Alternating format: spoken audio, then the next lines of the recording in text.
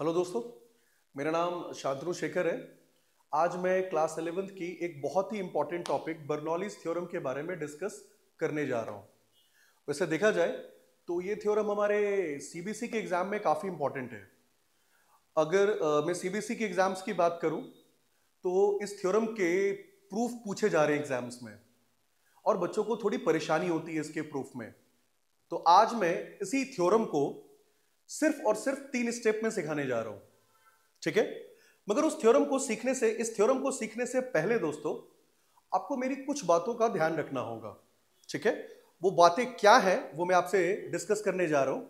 सबसे पहले देखा जाए तो ये theorem conservation of total energy पे बेस्ड है। क्या कहता है कंजर्वेशन ऑफ टोटल एनर्जी? कि किसी भी सिस्टम की टोटल एनर्जी जितनी इनिशियल होगी उतनी ही फाइनल होगी। यानी कि आप किसी भी पॉइंट पर अगर टोटल एनर्जी निकालें तो वो आपको टोटल एनर्जी कांस्टेंट मिलेगी।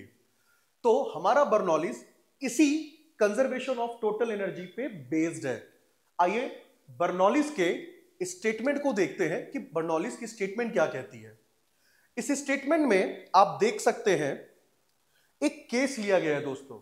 वो केस क्या है कि लिक्विड किसी पाइपलाइन में फ्लो कर रही है, ठीक है, और उस लिक्विड का टोटल एनर्जी पाइप के किसी भी एंड पे कांस्टेंट होगी। आपको यही प्रूफ करना है, ठीक है। मगर प्रूफ करने से पहले आपको अगेन कुछ बातों का ध्यान रखना होगा। वो बातें क्या हैं वो मैं आपको बताने जा रहा हूं। सबसे पहले लिक्विड का फ्लो स्ट्रीमलाइन होना चाहिए दोस्तों। यानी कि आपने प्रीवियस टॉपिक में पढ़ा होगा कि लिक्विड का फ्लो 3 तरीके से आपको देखा जाता है। Nature of flow of liquid which is the first one is streamline, laminar and turbulent. तो Bernoulli's streamline flow of liquid के लिए एप्लीकेबल है। सेकेंड पॉइंट की तरफ देखें तो लिक्विड नॉन विस्कस होनी चाहिए। थर्ड पॉइंट की तरफ देखें तो लिक्विड इनकंप्रेसिबल होना चाहिए। अगर लिक्विड इनकंप्रेसिबल है तो क्या होगा दोस्तों? लिक्विड का जो फ्लो होगा पाइप में थ्रू आउट लिक्विड की डेंसिटी सेम रहेगी। अब बच्चे यहां पर एक सवाल पूछते हैं, सर लिक्विड अगर इनकंप्रेसिबल है तो डेंसिटी सेम हो जाएगी, तो इससे क्या होगा? तो लिक्विड के इनकंप्रेसिबल होने से आप इस इक्वेशन को फिर अप्लाई कर पाएंगे। बच्चे पूछते हैं ये इक्वेशन क्या है सर? आपने ये भी प्रीवियस टॉपिक में पढ़ा होगा दोस्तों। इस इक्वेशन के अकॉर्डिंग किसी भी पाइपलाइन का rate of flow of liquid constant होता है। इसका मतलब यह है कि पाइप में अगर मैं एग्जांपल से बात करूं तो पाइप के किसी भी एंड पे, ध्यान से सुनेंगे, पाइप के किसी भी एंड पे 1 सेकेंड में जितनी वॉल्यूम ऑफ लिक्विड एंटर करेगी उतनी ही वॉल्यूम 1 सेकेंड में एग्जिट करेगी। यही कहता है इक्वेशन ऑफ कॉन्टिन्यूटी। यानी volume of liquid flowing per second constant होगा दोस्तों। अब अगर मैं इसके एक्सप्रेशन में जाऊं तो एक्सप्रेशन ये है जिसमें आप साफ देख सकते हैं A1V1 is equal to A2V2। A1 cross sectional area है दोस्तों, V1 वेलोसिटी है, ठीक है। यही है volume of liquid flowing per second जो कि आप कांस्टेंट देख रहे हैं। यानी जितनी वैल्यू आपको किसी पॉइंट पर दिख रही है वही सेम वैल्यू आपको अनदर पॉइंट पे देखने को मिल रहा है। अब कई बार बच्चे ये डाउट पूछते हैं कि सर ये एरिया इनटू वेलोसिटी ये आया कैसे? बहुत ही सिंपल सी कैलकुलेशन है। आप सब जानते हैं वॉल्यूम एरिया इनटू लेंथ होता है दोस्तों। मगर मैं वॉल्यूम की बात नहीं कर रहा हूं, मैं बात volume of liquid flowing per second की बात कर रहा हूं। तो अगर मैं इसमें टाइम से डिवाइड करूं तो लेंथ बाय टाइम वेलोसिटी बन जाता है। और आप देख सकते हैं volume of liquid flowing per second का फॉर्मूला एरिया इनटू वेलोसिटी है। तो अब आई होप सो अब आपको दिक्कत नहीं हो रही होगी कि ये एरिया इनटू वेलोसिटी कहां से आया। अब आइए अगले स्टेप की तरफ देखते हैं जो काफी इंपॉर्टेंट है। इस स्टेप में देख सकते हैं क्रॉस सेक्शनल एरिया का रेशियो वेलोसिटी के रेशियो के बराबर है। अब अगर आप इसके अगले स्टेप में जाएं तो आपको साफ देखने को मिलता है कि अगर मैथमेटिकली देख सकते हैं अगर A1 A2 से बड़ा है, अगर A1 A2 से बड़ा है तो इसके सामने वाला टर्म V2 भी बड़ा होगा। अगर मैं इसके कॉन्सेप्ट में जाऊं कि ये क्या कहता है आपसे, तो देखिए मैं आपको बताने जा रहा हूं। सिंपली आप इसे ऐसे समझ सकते हैं कि पाइप के जिस एंड का क्रॉस सेक्शनल एरिया कम होगा दोस्तों, वहां आपको वेलोसिटी ऑफ लिक्विड ज्यादा देखने को मिलेगा। ठीक है दोस्तों, यानी जहां क्रॉस सेक्शनल एरिया ज्यादा होगा वहां वेलोसिटी ऑफ लिक्विड आपको कम देखने को मिलेगा। यही है इक्वेशन ऑफ कॉन्टिन्यूटी। अगर आपको ये सारी बातें दिमाग में है तो अब आप इसके प्रूफ की तरफ जा सकते हैं। अब इसके प्रूफ में आप देख सकते हैं मैंने एक केस लिया है और इस केस में लिक्विड किसी पाइपलाइन में फ्लो कर रही है और इसका फ्लो स्ट्रीमलाइन है। आप देख सकते हैं लिक्विड इनकंप्रेसिबल है, लिक्विड नॉन विस्कस है थ्रू आउट, लिक्विड की volume of liquid flowing per second constant है। अब हम इसके प्रूफ की तरफ आगे बढ़ते हैं। तो इन सारी बातों को पहले आपको दिमाग में रखना है दोस्तों, जो बातें मैंने अभी आपको याद रखने के लिए कहा। लिक्विड का फ्लो स्ट्रीमलाइन होना चाहिए, नॉन विस्कस, इनकंप्रेसिबल, जहां क्रॉस सेक्शनल एरिया ज्यादा होगा वहां वेलोसिटी ऑफ लिक्विड कम देखने को मिलेगा। ठीक है, अब हम अपने उस केस की तरफ जाते हैं जहां हमें बर्नौलीज को प्रूफ करना है दोस्तों। ठीक है, तो अब आइए अब हम प्रूफ की तरफ बढ़ते हैं। तो प्रूफ में हमने एक केस लिया दोस्तों। अब उस केस में क्या है, हम लिक्विड को फ्लो करता हुआ दिखाएंगे दोस्तों। ये देख सकते हैं आप, लिक्विड को मैं किसी पाइपलाइन में फ्लो करता हुआ दिखा रहा हूं। इसी केस में हम बर्नौलीज को प्रूफ करेंगे। ठीक है, इसमें आप देख सकते हैं लिक्विड लो लेवल से हाई लेवल फ्लो कर रही है। ठीक है, आप देख सकते हैं इस एंड का क्रॉस सेक्शनल एरिया आपको इस एंड से ज्यादा देखने को मिल रहा होगा। तो अभी अभी मैंने आपको एक चीज बताई दोस्तों, जहां क्रॉस सेक्शनल एरिया ज्यादा होगा वहां की वेलोसिटी ऑफ लिक्विड कम होगी। तो यहां वेलोसिटी ऑफ लिक्विड कम होगी, यहां वेलोसिटी ऑफ लिक्विड ज्यादा होगी। अब अगले स्टेप में चलते हैं दोस्तों। अब इसके अगले स्टेप में आपको एक और चीज देखने को मिल रही होगी। अगर लिक्विड फ्लो कर रही है लो लेवल से हाई लेवल, आपको पता है सर फ्लूइड मैकेनिक्स में अगर लिक्विड फ्लो हो रही है पाइप में तो इसका मतलब है कि पाइप में प्रेशर का डिफरेंस होना चाहिए। और हम सब जानते हैं कि liquid high pressure to low pressure flow करती है। तो आप देख सकते हैं अगर लिक्विड का फ्लो A टू B है तो यहां का प्रेशर यहां के प्रेशर से ज्यादा होगा। ठीक है, बहुत ही सिंपल है। अब आइए मैं आपको इसके प्रूफ में ले जाता हूं और देखिए मैं आपको कैसे इसके प्रूफ को 3 स्टेप में सिखाने जा रहा हूं। सबसे पहले दोस्तों, सबसे इंपॉर्टेंट चीज, आइए अब आपको यहां पर एक चीज दिखाई दे रही होगी। मैंने आपसे सिंपली अभी अभी क्या कहा कि यहां की लिक्विड की वेलोसिटी सपोज v1 है और यहां लिक्विड की वेलोसिटी v2 है। कहां की वेलोसिटी ज्यादा है, यहां की, और वहां की यहां की वेलोसिटी कम है और वहां की वेलोसिटी ज्यादा है। ठीक है, अब आपको एक छोटी सी चीज देखनी है दोस्तों। अगर लिक्विड लो लेवल से हाई लेवल फ्लो कर रहा है तो क्या इसकी पोटेंशियल एनर्जी इंक्रीज हो रही है? यस, इसकी पोटेंशियल एनर्जी इंक्रीज हो रही है। लिक्विड लो लेवल से हाई लेवल की तरफ जा रहा है। दूसरी बात, क्या लिक्विड की काइनेटिक एनर्जी इंक्रीज कर रही है? अभी अभी आपने देखा यहां की वेलोसिटी कम है, यहां की वेलोसिटी ज्यादा है, तो लिक्विड की काइनेटिक एनर्जी भी इंक्रीज कर रही है। अब आगे जो मैं बताने जा रहा हूं बहुत ध्यान से सुनेंगे आप। आपने एक चैप्टर पढ़ा है क्लास 11th में, उसका नाम है वर्क, एनर्जी एंड पावर। ये चैप्टर मुझे तो वैसे काफी पसंद है। उसका रीजन है दोस्तों क्योंकि ये चैप्टर हमारे पूरे फिजिक्स को जोड़ता है। ठीक है, और ये इस चैप्टर में एक बहुत ही बेहतरीन प्रिंसिपल के बारे में डिस्कस किया गया है। उसका नाम है वर्क एनर्जी प्रिंसिपल। आप जानना चाहते हैं वर्क एनर्जी प्रिंसिपल क्या होता है? ये सिंपली एक बात कहता है दोस्तों, अगर आप किसी बॉडी पे एनर्जी खर्च करोगे तो वो बॉडी एनर्जी गेन कर लेगा। क्योंकि हम सब जानते हैं energy can neither be created nor be destroyed. तो आप जब भी किसी बॉडी को एनर्जी दोगे यानी खर्च करोगे तो वो बॉडी कोई ना कोई एनर्जी में कन्वर्ट होकर वो एनर्जी गेन कर लेगा दोस्तों। वही चीज आपको यहां देखना है, वही चीज, सेम चीज, वर्क एनर्जी प्रिंसिपल।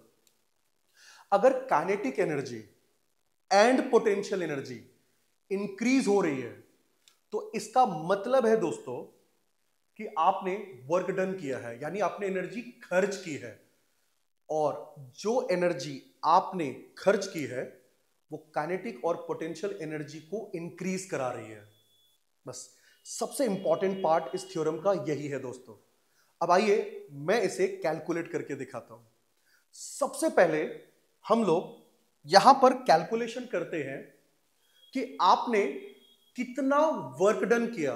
दोस्तों बहुत ही छोटी सी चीज है, ध्यान से सुनेंगे, बहुत इंपॉर्टेंट है ये। आपने लिक्विड को फ्लो कराने के लिए इस ए पॉइंट पर आपने कितना वर्क डन किया। तो आइए मैं वर्क डन लिखने जा रहा हूं। ये वर्क डन पर सेकेंड है, ध्यान से सुनेंगे। एक सेकेंड में आपने कितना वर्क डन किया लिक्विड को फ्लो कराने में ए पॉइंट पर। तो वर्क डन का फॉर्मूला आपको पता है दोस्तों, फोर्स इनटू डिस्प्लेसमेंट होता है। चूंकि मैं बात कर रहा हूं वर्क डन पर सेकेंड की, तो आप यहां पर टाइम से डिवाइड कर सकते हैं।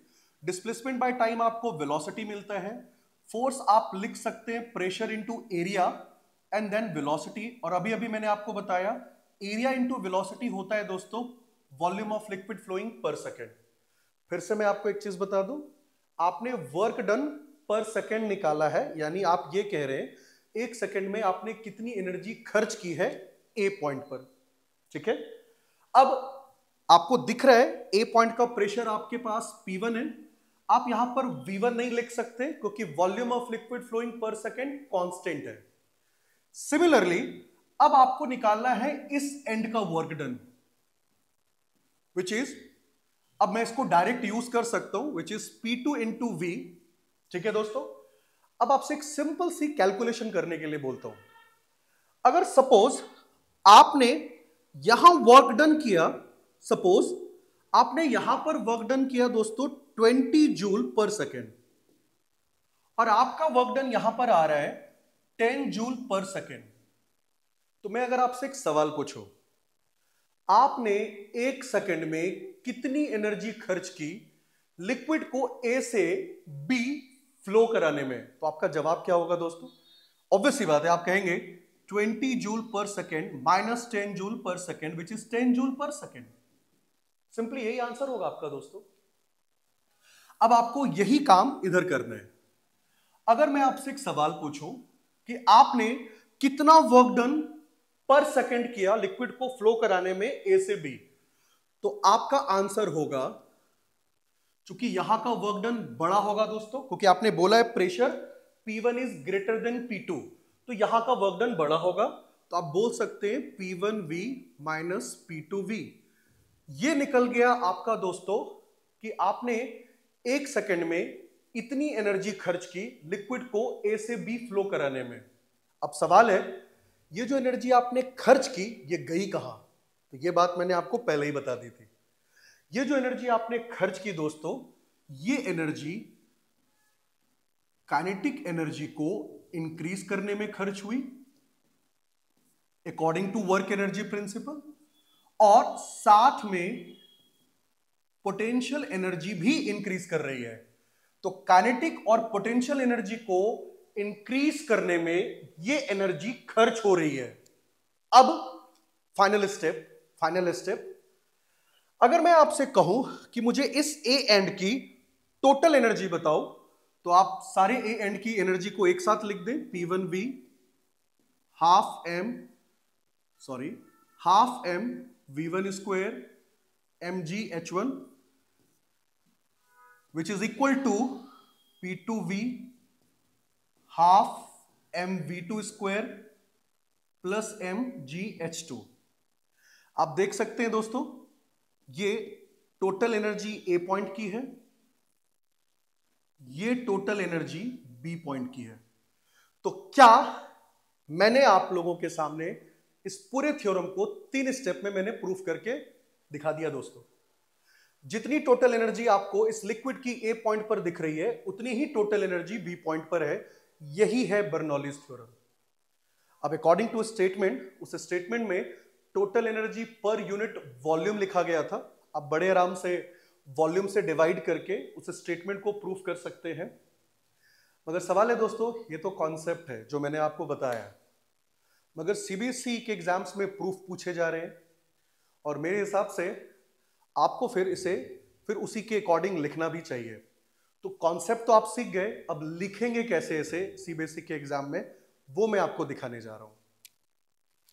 सबसे पहले तो मैं आपको दिखाता हूं कि इस थ्योरम को आखिर सीबीएसई पूछ कैसे रहा है। तो आप देख सकते हैं ये वो क्वेश्चन है जिसे सीबीएसई पूछ रहा है। इस तरीके से बर्नौलीज आपके एग्जाम्स में आ सकते हैं, ठीक है। दूसरी चीज देखो तो आपको उसको लिखना कैसे है। सबसे पहले आप चाहें तो इसके स्क्रीनशॉट ले सकते हैं, मैं आपको दिखा रहा हूं। सबसे पहले दोस्तों आपको इसकी थ्योरम की स्टेटमेंट लिखनी होगी, ठीक है, परफेक्ट तरीके से। फिर आपको डायग्राम का स्टेटमेंट लिखना होगा, सारी चीजें मेंशन करनी होगी आपको, ठीक है। दूसरी चीज डायग्राम ड्रॉ करना होगा। तीसरी चीज आपको एक्सप्लेन करना होगा प्रेशर कहां का ज्यादा है, प्रेशर कहां का कम है। उसके बाद अभी अभी मैंने आपको बताया दोस्तों, इक्वेशन ऑफ कॉन्टिन्यूटी भी आपको दिखानी होगी। इससे मैं आपको दिखाना होगा वेलोसिटी ऑफ लिक्विड कहां ज्यादा है, कहां कम है। उसके बाद जो चीज मैंने आपको बताई वो चीज आपको एक्सप्लेन करनी है। आप देख सकते हैं, आपको सबसे पहले मैंने यही वर्क डन निकाल के दिया था दोस्तों, ठीक है। ये वर्क डन ए सेक्शन का है, ये वर्क डन पर सेकेंड ये बी सेक्शन का है। फिर हमने नेट वर्क डन निकाला, नेट वर्क डन पर सेकेंड निकाला। इतनी एनर्जी आप खर्च कर रहे थे लिक्विड को फ्लो कराने के लिए ए से बी। अब ये एनर्जी जो खर्च हुई है वो पोटेंशियल एनर्जी इंक्रीज कर रही है, आप देख सकते हैं, ठीक है। अगेन काइनेटिक एनर्जी इंक्रीज हो रही है और लास्ट में आपने दिखा दिया कि इतनी टोटल एनर्जी आपने खर्च की थी जिससे काइनेटिक और पोटेंशियल एनर्जी इंक्रीज हुई। और मैंने आपको कहा था कि आप लास्ट में इस टोटल एनर्जी को वॉल्यूम से डिवाइड करेंगे तो अब आपका बर्नौलीज प्रूफ होता है दोस्तों। यहां पे आप चाहे तो इसका स्क्रीनशॉट ले सकते हैं दोस्तों, ठीक है। आप इसका स्क्रीनशॉट ले लें और याद रखिए दोस्तों एग्जाम में लिखना ऐसा ही है, ठीक है। अब देखा जाए तो बर्नौलीज थ्योरम को इतना इजीली प्रूफ करने के बाद अगले वीडियो में मैं आप लोगों के सामने एप्लीकेशन ऑफ बर्नौलीज थ्योरम के बारे में बात करूंगा। यह भी काफी इंपॉर्टेंट है दोस्तों, आपको बर्नौलीज थ्योरम की एप्लीकेशन भी समझनी होगी, वो थोड़ा कॉम्प्लिकेटेड है। तो अगले वीडियो में मैं आप लोगों के सामने बर्नौलीज थ्योरम के एप्लीकेशन के बारे में डिस्कस करने जा रहा हूं, ठीक है दोस्तों। फॉर फर्दर एनी क्वेरीज और असिस्टेंस आप मुझे इस नंबर पे कॉल या व्हाट्सएप कर सकते हैं, ठीक है। आज के लिए इतना ही दोस्तों, all the best, take care, bye bye.